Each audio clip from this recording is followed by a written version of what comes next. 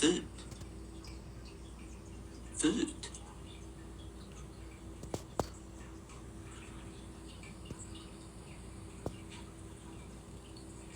Food.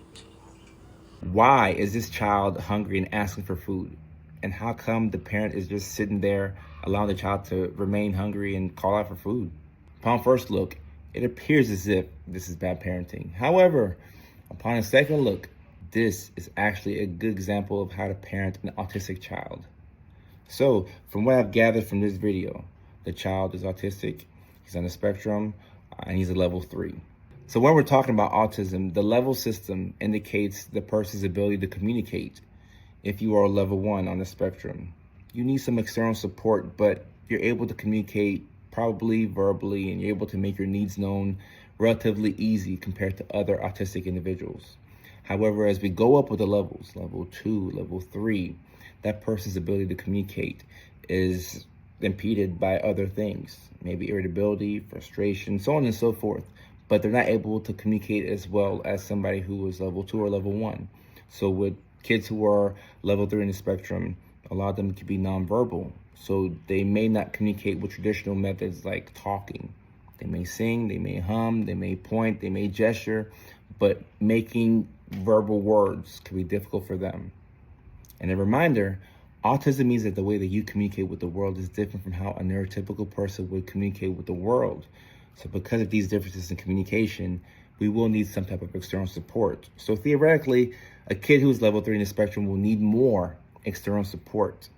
However, we do sometimes see that individuals who are level 3 in the spectrum are able to make words out. They're able to communicate verbally, even though we didn't think that they could communicate verbally. It's a very interesting thing. Whenever I see this, an individual who is level 3 autism and they're able to make out any type of verbal anything, it lets me know that they're in a good situation. They're not as dysregulated, they're calm. And because they're calm, they're able to articulate themselves a lot better. One of the things that hinders communication in autism is the irritability and the frustration that you'll experience when communication is so difficult for you. If I put a duct tape over your mouth for 24 hours, you'd be very frustrated because you can't convey your message. You can't talk to people. They can't understand you. So naturally, you will be frustrated.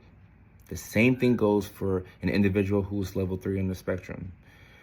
They're likely frustrated because the ways that they communicate are not understood by most, especially outside of their immediate family and caregivers.